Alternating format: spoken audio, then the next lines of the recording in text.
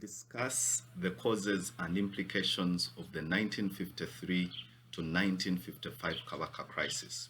In this video, I'm going to be taking you through the Kabaka Crisis of 1953 up to 1955.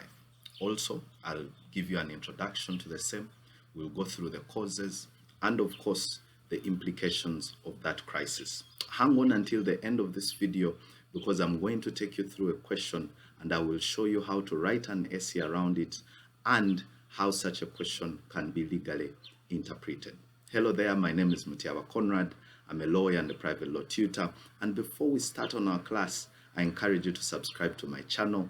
Ensure that you turn on the notifications so that every time I release videos, this is brought to your attention. And then also, very importantly, students interested in private law tutorial sessions, please feel free to reach out to us. Our numbers are down in the description box. Please contact us. And students who are on these private law tutorial sessions have been continuously proven to outperform their colleagues who do not have any sort of mentorship or help from the experts. So let's jump right into it. Let's start by way of introduction on what was the Kabaka Crisis of 1953 to 1955. However, from the onset, it's really very important to streamline. Normally, students tend to confuse these two, the two sets of crises. There was the crisis of 1966. That's not what we are talking about in this video. There is already a class on this channel. Look it up on the 1966 crisis. But in this class, we are specifically looking at the Kabaka Crisis of 1953 to 1955. Yes, I know most of you do not know that actually these were two different sets of crises. But however, now you know, and we are going to look at the Kabaka Crisis of 1953 to 1955 and not the one of 1966. So, what was the Kabaka Crisis of 1953 to 1955? Now, you need to know that it was a constitutional and political crisis between that time, where the Kabaka of Uganda, who was Kabaka Mutesa II, strongly demanded for Uganda's secession from the British Ugandan Protectorate. So the Kabaka demanded that Uganda should break away, it should be given its own status away from the Ugandan Protectorate that the British were administering at the time. Now, as a result of that demand, Kabaka Mutesa II, of course, was deposed and exiled by the British governor, who was Sir Andrew Cohen, to the UK under the emergency deportation and exclusion regulations of 1953. So the British government deported him because they were not happy with his demands. They knew this was not nice for them to successfully colonize and administer the Uganda Protectorate. Of course, widespread discontent and demonstrations caused the British to backtrack later and resolved to restore the Kabaka in 1955. Now, this was after continuous failures by the British to restore a new Kabaka. Of course, after exiling Mutesa II, they attempted to fill in the void by giving the people of Uganda another king and filling in that position. But however, all these attempts failed, and they realized that there was a problem.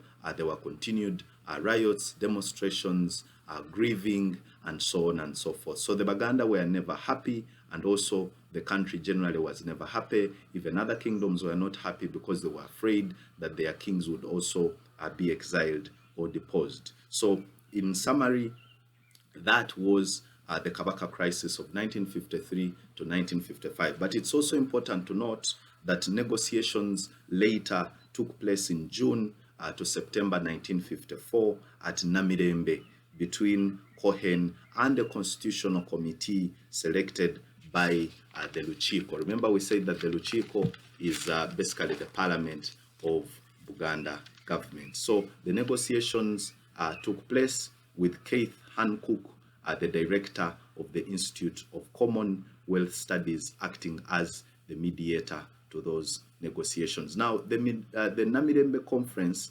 recommendations, for example, constitutional changes in the government of Uganda and the Legislative Council were adopted as the Uganda Agreement of 1955. So the history of the Uganda Agreement of 1955 actually emanates from the Namirenbe recommendations and agreements, which were later on adopted as the terms of the Uganda Agreement of 1955. And Kabaka Mutesa finally returned triumphant to Uganda region. So he later on returned, and for those few years where he was in exile, he was living in the UK in one of a very luxurious hotel in the UK. But later on he returns to Uganda as a triumphant king. And of course, as we will see later on, among the implications, this had, of course, an effect both on political and constitutional history. So let's proceed now to look at the causes of the 1953 to 1955 Kabaka Crisis. What were the causes of this crisis? The first cause was Oliver Lytton's speech delivered on 30th June 1953, referring to the possibility of unifying all East African territories into the East African Federation. So that speech by Oliver was the Secretary of State for the colonies. Okay, so she delivers a speech saying that all the East African countries as we know them today, Uganda, Kenya, Tanzania, were going to be merged into the East African Federation. So this really angered the Kabaka, it angered the Baganda people, because they never wanted to be part of the greater East Africa for reasons that their cultures, their very beautiful and treasured cultures, were going to wash away. And of course, they were not happy with this, and they demanded for their own independence. So this Oliver's speech was actually reported in the East African Standard on 2nd and 3rd of July 1953, and that's where that information was picked. Of course, Buganda Minister Paul Kavuma wrote to Cohen on 6th July in dissatisfaction of those reports, and what followed thereafter was Cohen responded to Buganda in assurance that no such plan would go on, that the British could not make any decision on Buganda without consulting Buganda. So that was the reply for Cohen. But nevertheless, this really inspired and was a very big cause of the Kabaka Crisis of 1953 to 1955. Secondly, Buganda's immediate demand for independence and the rallying of Bunyoro, Toro, and Ankole behind Buganda. This was also a cause of that crisis. Now, other kingdoms wrote to Cohen as well, raising their fears on the same. And then also Cohen privately met the Kabaka Mutesa 6 times, and he stood his demands. So when Cohen met the Kabaka refused, and he stood his stand. He said, no, we continue to demand for Uganda's independence and Uganda's independence as a whole. So this was really a cause, a very big cause for his deportation and leading to the Kabaka Crisis. Number 3, the threats and ultimatums that were issued by Cohen to the Kabaka, to Kabaka Mutesa. For example, Cohen told the Kabaka that his continued demands breached the 1900 Uganda Agreement. So these ultimatums and these threats that Cohen continued to give to the Kabaka were also a very big cause. And then also Cohen gave the Kabaka 5 weeks, okay, to reconsider his position. When Kabaka continuously refused to withdraw his demands, Cohen gave him 5 weeks as an ultimatum. So these ultimatums and threats that were issued by Cohen also caused the Kabaka Crisis. They fueled the conflict between Uganda and the British government. Number 4, the 30th November 1953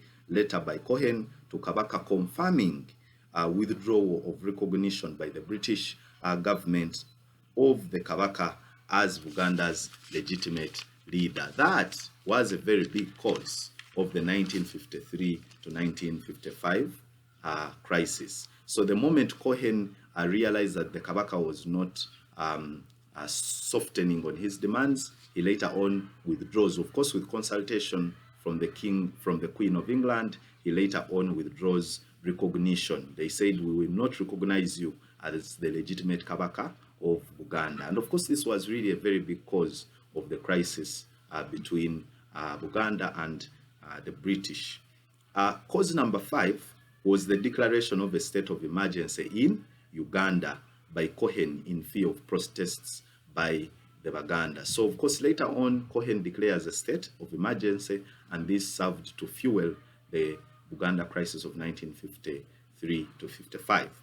Cause number 6 is the arrest and rapid exile of Kabaka Mutesa to London. So he was permitted to live freely when he went to London, around the world, but never to return to Uganda. Now this shocked the Baganda and Uganda in general, because it had never happened where Kabaka is exiled and deposed, and definitely this created shock and fear, and it fueled the cause of the crisis between that period even further. Cause number 7 is was the rise of new political parties within this period. So the rise of new political parties within this period, which also strongly and violently opposed the East African Federation. For example, Uganda National Congress, which of course came up in 1953. This encouraged the Cabaca's exile. So within this time, a number of political parties actually came up, okay? A number of political parties came up, for example, the Uganda National Congress, and this encouraged Cabaca's exile. Why? Because these are strongly and violently opposed the East African Federation, and this of course was also a very strong cause of the crisis. Number 8, the religious conflicts within Uganda also increased the tension between Uganda and the British. Of course, the Catholics are conflicted with the Protestants, and the Christians also combined against the Muslims, and the colonial administration took sides. Of course, it was in support of the Christians, and all this fueled further the Kabaka Crisis of 1953 to 1955. Number 9, the transfer by the governor, okay, of the nomination of Uganda's representatives to the Legico from the Kabaka to the Luchiko. Now this greatly really angered Mutesa, because what happened is that the governor, Sir Andrew Cohen, moved the nomination. Initially the nomination was by the Kabaka of Uganda to nominate representatives to the Legico, but this nomination was moved, meaning that the powers were taken away from him, and now it was the Luchiko, the parliament of Uganda, which had the powers to nominate those representatives. This really angered the king, and was one of the very big causes of the Kabaka crisis of 1953 to 1955. Number 10, Kabaka Mutesa's desire to adjust some terms of the Uganda Agreement of 1900 led to the crisis. Now, some clauses limited his powers, and he hated them. He wanted to adjust them. Remember, the 1900 Uganda Agreement was signed, and at the time he wasn't the king. There was a younger king, but however, it applied to all kings that came after the younger king who saw the signing of that agreement. So he felt that this agreement really limited his powers to work as the king, both under customary law and previous practices. So this was really a very big cause of the crisis as well. Number 11, Kabaka Mutesa's failure to cooperate with the colonial administrators encouraged the crisis further. Now, the 1900 Uganda Agreement required the Kabaka to cooperate, for example, in tax collection, the law and order among each other, okay, among others. So it required him to cooperate. But however, he didn't cooperate, okay? Why? Because one, he felt that the agreement that necessitated him to qualify, to cooperate, was first of all signed unfairly, okay? He didn't agree with it, he didn't respect it, and of course, this was a main cause of the crisis. Lastly, point number 12, the rising sense of superiority among the Baganda, okay? So after some time, there was really that increasing sense of superiority. The Baganda continuously felt that they were superior. They continuously felt that they were both superior, their culture, their way of life was superior to both the British and other communities around Uganda. So that rising sense of superiority really was a very big cause of the Kabaka crisis between Uganda and the British. They became increasingly proud of themselves and decided to reduce cooperation with the colonialists, and they were no longer following the 1900 Uganda Agreement as signed for obvious reasons, as already discussed, because they felt, one, it was fair, they felt it was unfair. Secondly, they felt that the British imposed it on them, and the British had lied and misrepresented the agreement at the time. So they had a number of concerns, because remember,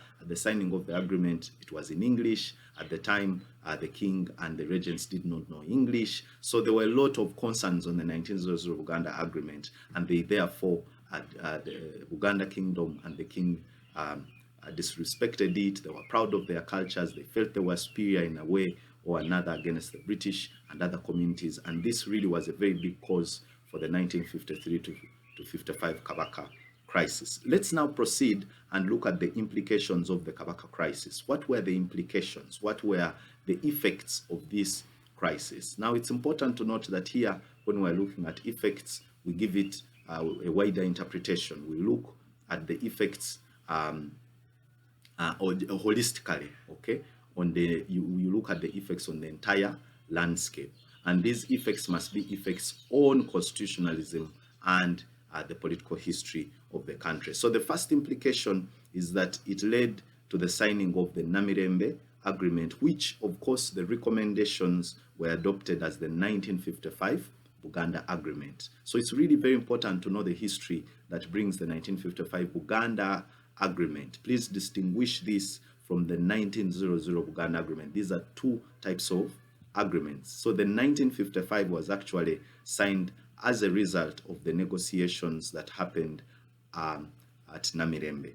The second implication is that it promoted the growth of nationalism in Uganda, okay, generally, both in Uganda but also in the whole country, okay, because this disagreement, it had never been seen before, of course, that an entity goes against the British government. Okay, it had never happened in Uganda's political history that any entity or any kingdom or any king stood against the British. And this, of course, in a way, ended up promoting nationalism. Now, most kingdoms united behind the Kabaka of Uganda and his people, and this led to the demand of independence. Now, interestingly, other kingdoms around the country rallied behind Uganda Kingdom, Ankole, Toro, Busoga. All Ugandans rallied behind the Kabaka of Uganda, and Uganda started to demand for both its independence and the independence of Uganda as a whole. And this, of course, led to a very strong growth of nationalism among the Ugandans. The third implication of the crisis is that it led to the reduction of the Kabaka's powers by virtue of the Namirenbe Agreement. Now, when the Namirenbe Agreement was being signed, when they were having negotiations, actually it was more of a give and take. Okay, the British brought in terms to allow Kabaka to return. Some of his powers were actually reduced, and this laid a very, very strong ground, for the Kabaka's overthrow later on in the 1966 Kabaka Crisis, because some of his powers were reduced, and this in a way prompted the then Prime Minister Obote to overthrow the Kabaka who was king at the time. Please go and look at my channel. There is already a class on the 1966 Kabaka Crisis, which is also discussed in detail.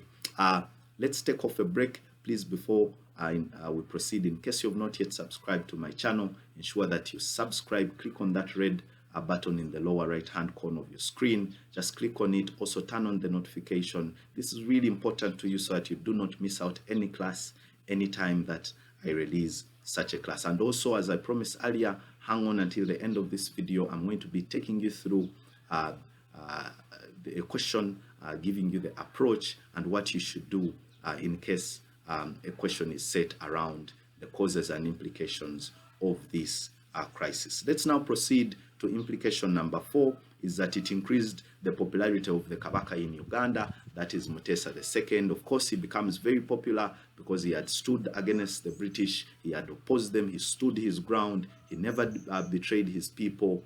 until he was actually exiled. And even in exile, he continued to demand for Uganda's independence and Uganda's independence as a whole. And of course, this really made him very popular. Now, this inspired the formation of Kabaka Yeka later on in 1961, and it also made him a worthy candidate for the presidency. And little wonder, therefore, that the Kabaka becomes Uganda's first president.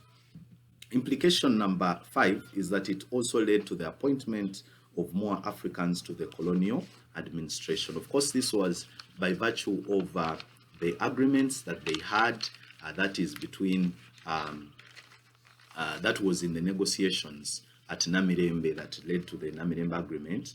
Of course, this led to appointments of more African leaders because it was one of the demands that were brought up during those negotiations. Point number 6 is that it introduced Uganda as a constitutional monarchy in Uganda's politics and cemented its being part of a greater Uganda. Okay, please look at the 1955 Uganda Agreement to look at some of these provisions which you can use to even further back up some of these points. But it's important to note that this crisis really has an implication. It introduced Uganda as a constitutional monarchy because during the negotiations at Namirembe, the British conceded and they allowed and even inserted it in the 1955 Uganda Agreement that Uganda would be recognized as a constitutional monarchy, having its legitimate leader for the Baganda people. Let's now proceed to implication number 7, and this is that it also led to the introduction of a ministerial system of leadership in Uganda comprising of 5 Africans, 1 European, and 1 Asian. So really this was also another implication, another effect of the crisis leading to the introduction of this ministerial system. Implication number 8 is that it undermined and terminated the 1900 Uganda Agreement, leading to the signing of the 1955 Uganda Agreement. Because remember, the Baganda and the Cabac of Uganda really undermined, they didn't agree, they opposed the 1900 Uganda Agreement, and this led to its violation. And remember, at the time, really, this was seen as some sort of constitution governing Uganda and Uganda in particular. So that was really a very big implication on constitutionalism, because Uganda now undermined the agreement. Never mind whether actually in itself the agreement was unfair and it was signed erroneously and there were so many technicalities. But looking at this literally, it was actually undermining the agreement. Okay, and of course this led to the creation or the formation or signing of another agreement, which was the 1955 Uganda Agreement. Implication number 9 is that it reintroduced demonstrations, anger, and discontent in Uganda's politics. Now, since the Kabaka and the peasant riots of 1920 to 1940. Now, remember, these riots, demonstrations had ended during the Batakan peasant riots of 1920 to 40. But later, this again reintroduces demonstrations, riots, and discontent and anger in Uganda's politics by virtue of this crisis. So that was also really an implication on Uganda's politics and constitutionalism. Number 10 is that it introduced militarism and radicalization of Uganda's politics. For example, the UNC, that was the Uganda National Congress Party, boycotted British and Asian goods and shops. And this was in demonstration of the British going on to actually deport or exile the Cabac of Uganda. So they mobilized, the Ugandans started to demonstrate, they boycotted the Indian shops, the British goods, and of course this created a lot of losses. So this really shows the aspect of militarism, okay, that was being introduced in Uganda's politics. And then also the other instance you can look at is that the British also proceeded and stationed troops at Cabaca's palace. This was an aspect of militarism being introduced in Uganda's politics. Then in number 11, it led to the formation of new political parties, okay, during the crisis. So between 1953 to 1955, a number of political parties are formed. They started to agitate, to demand for the return of the Kabaka. They also demanded for the independence of Uganda and Uganda in general. For example, Democratic Party was introduced, okay, in 1954. Progressive Party was also introduced in 1955, and they demanded for Kabaka's return and for the independence of the country and Uganda in particular as well. Then finally, implication number 12 is that it led to the exile of some key political activists and leaders in Uganda's politics. For example, Ignatius Musazi ran to Sudan. He went in exile to Sudan, and of course he was being accused by the British government of organizing the 1954 UNC boycotts of British and Asian businesses, causing loss to the British. So he ran in exile, and of course, and a number of other people. This is really just one of the examples, but also other key players ran to exile as well. So that is it really on the causes and implications of the 1953 to 1955 Kabaka Crisis. Let's now proceed to look at the question that I had earlier promised to share with you. So there is a question that could be set, any question could be set around this area, but for purposes of today, we are going to look at just one question, and this is discuss the causes and implications of the 1953 to 1955 Kabaka Crisis. So in case such a question is set, what would a student be required to do? Okay, and how would you approach such a question? So basically the aspect of, let's first examine some of the keywords here. The keywords here is discuss, causes and implications, and the Kabaka Crisis of 1953 to 55. So one, you must know what is the Kabaka Crisis. What was the Kabaka Crisis of 1953 to 55 about? Okay, you must know it in detail. But also secondly, you must know what, when we say discuss, what exactly do we really mean? A discussion is an analysis, okay? You're analyzing a certain aspect, and an analysis should be detailed, an analysis should be authoritative, okay? And it should be objective.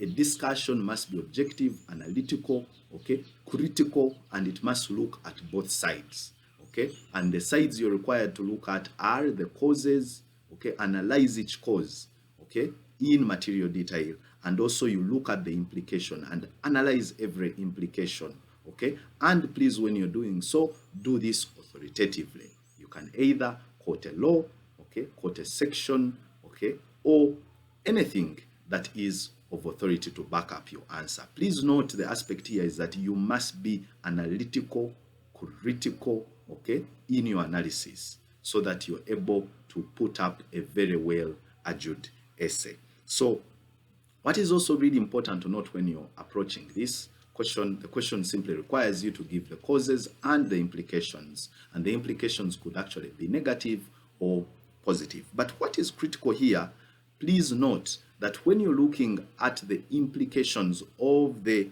Kabaka Crisis of 1953 to 55, you must show, please note, you must show how the implications impacted constitutional and the political history of the country. So you must show the implication. What implication did it have on constitutionalism? What implication did it have on the political history of Uganda as a country? This is really very, very important, okay? Because here we are looking at constitutional and political history. So you have to always connect that, okay? And show what implication did it have on constitutionalism and political history. Let me give you just one point, okay, and show you how you can be able to connect it. For example, one of the implications is that it led to the signing of the Namirenbe Agreement, okay, which recommendations were adopted. How did this really impact constitutionalism? It led, okay, to the signing of the 1955 Uganda Agreement, okay, and setting aside, in a way, the 1900 Uganda Agreement. So we are seeing another form of rules, okay, another form of constitutionalism being created. We are now moving from the 1900 Uganda Agreement to the 1955 Uganda Agreement. So this was an implication on constitutionalism, because remember the 1900 Uganda Agreement and the 1955 Uganda Agreements, these were more or less the constitutions, seen as the constitutions, or seen as the general laws that were governing the relationship between the British, the Waganda people, but also Uganda in a way, in general. So that point would be well analyzed if you're able to show the implication and how it actually impacted constitutionalism and the political history of the country. Thank you very much. That was all really for our class. And please do not forget, in case you're interested in private law tutorial sessions, please feel free to reach out to us. Our numbers are down in the description box. Call us, we'll be able to help you, whether you're in your holidays, whether you're at school. We can always send you an expert to come and mentor you and guide you. This mentorship and guidance at a very early stage is very, very important. And the moment you don't get proper guidance, then you'll always find it very hard to proceed. And the mentorship really will help you to improve your grades really further, and you will be able to outperform all your other colleagues. Thank you very much. Bye-bye. We meet in another class.